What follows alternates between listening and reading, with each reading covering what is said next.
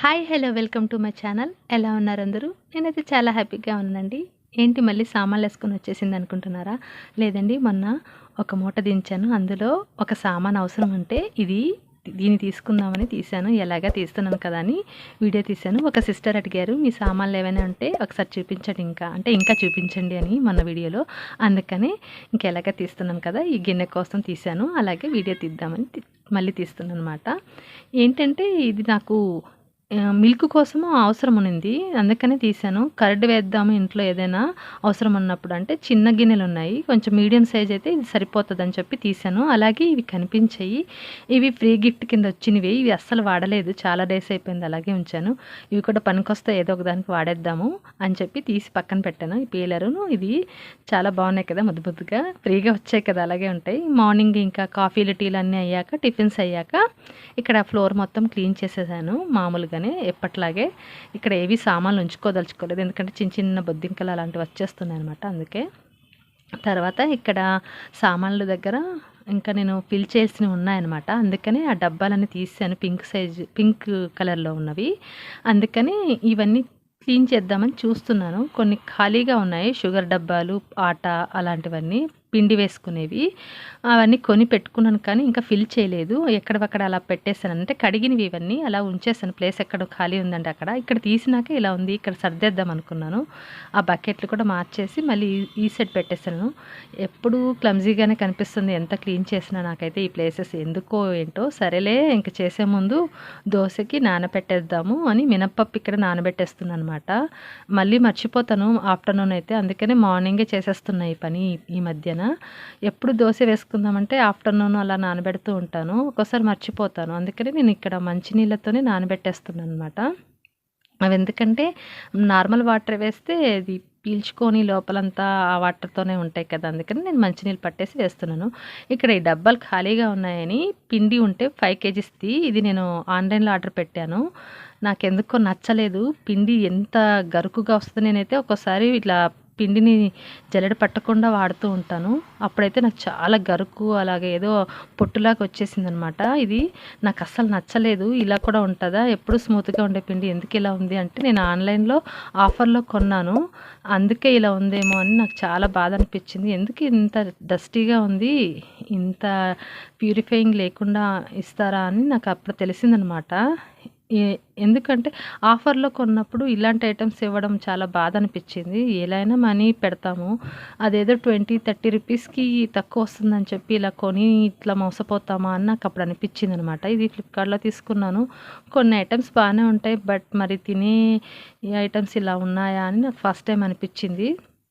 ఇందులో తీస్తే నాకు 1 kg దాకా ఇలాంటి పొట్టులాగా వచ్చేసింది అనమాట. మనం కొనింది 5 kgs ప్యాకెట్ అయితే, ఇందులో వేస్టేజ్ ఎంత ఉంది నాకు తెలియకుండా నేను వాడేసాను చాలా వరకు, 2 kgs వరకు. అలాగే ఎప్పుడు నేను జల్లెడ పట్టను, బాగుంటుంది కదా, అదంటే పురుగు రాకుండా డైలీ యూజ్ చేస్తూ ఉంటాం కాబట్టి దానికి పురుగేమి ఉండదు, అలా నేను వాడేదాన్ని. ఇలా చూస్తే నాకు 1 kg వరకు వచ్చింది. ఇంకా నుంచి అలాగా ఆర్డర్ చేయకూడదు, మామూలుగా ఎప్పుడు తీసుకునేలాగే తీసుకోవాలి ఎక్కడైనా డైరెక్ట్గానే అనుకున్నాయి. షుగర్ కూడాను ఆన్లైన్లోనే తీసుకున్నాను, జియోలో. అదైతే ఫ్లిప్కార్ట్లో తీసుకున్న పిండి. బట్ ఇదేమంటే ఇది కూడా ఆఫర్లోనే వచ్చింది, బట్ ఏంటంటే వాడు చిన్న సైజు ఉందన్నమాట షుగరు. మామూలుగా తీసుకుంటే ఇలాగా పెద్దగా వస్తుంది కదా షుగరు, అది చూసి నాకు అనిపించింది క్వాలిటీ తక్కువ ఉన్నవి మనకి ఆఫర్లో ఇస్తుంటారా, ఇలా అయితే మనం ఎలాగా వేస్ట్ కదా అని అనిపించింది. దాన్ని బట్టి మనకి ఆఫర్స్ ఇస్తారని మాత్రం అనిపించింది. ఇవైతే నేను రెగ్యులర్గా తీసుకున్నాను. కొన్ని బిస్కెట్స్ లోపలైతే పగిలిపోయి ఉంటాయి అనమాట, అది నేను తీయలేదు. కొన్ని బాగానే ఉంటాయి. ఇక్కడ ఆర్డర్స్ మనం పెట్టుకున్నప్పుడు వాళ్ళు ఎలా పడితే అలా తెచ్చి విసిరేసి ఇచ్చినట్టు ఇస్తారు కదా, వాళ్ళు తీసుకున్నప్పుడు అక్కడైనా సరే. అందుకని ఇవన్నీ నేను చూపిస్తున్నాను అనమాట.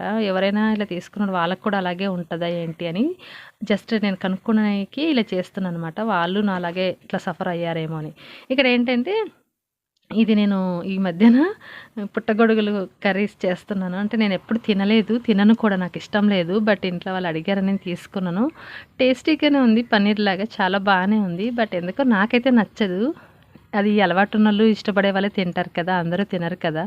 ఎందుకు ఇష్టం లేదంటే దానికి రీజన్ లేదు, ఎందుకో ఇష్టం లేదు, అది అర్థం కాదు నాకు కూడా. బట్ చేశాను, చాలా బాగా చేశాను, టేస్టీగా వచ్చింది. కొంచెం టేస్ట్ చూశాను, ఇది ఎలాగంటే పన్నీర్ లాగే చేశాను నేనైతే నా స్టైల్లో.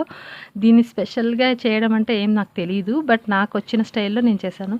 పన్నీర్ ఎలా చేస్తామో సేమ్ అదే ప్రాసెస్లో చేశాను. బట్ నేనేంటంటే క్యాష్యూస్ వేయకుండా నా దగ్గర ఉన్న పీనట్స్ పౌడర్నే నేను వేసాను. పచ్చి పీనట్సే తీసుకొని అందులో నేను చెక్క లవంగా అలాంటివి వేసుకొని జస్ట్ దాంట్లోనే టమాటాలు కొన్ని ఒక 3-4 వేసుకొని దాన్ని ఒక అదే గుజ్జులాగా చేసుకొని మిక్సీ చేసి దాన్ని వేసేసాను. ఇవి కొంచెం ఉడికాక పుట్టగొడుగులు చాలా బాగుంది. అందులోనే కారం, పసుపు, ఇంకా జీలకర్ర కొంచెం ముందే వేసుకున్నాను. ధనియా పౌడర్ అలా వేసుకొని కొంచెం గట్టి పడ్డాక దగ్గరకు అయ్యాక తీసుకున్నాను అనమాట. చాలా టేస్టీగా ఉంది.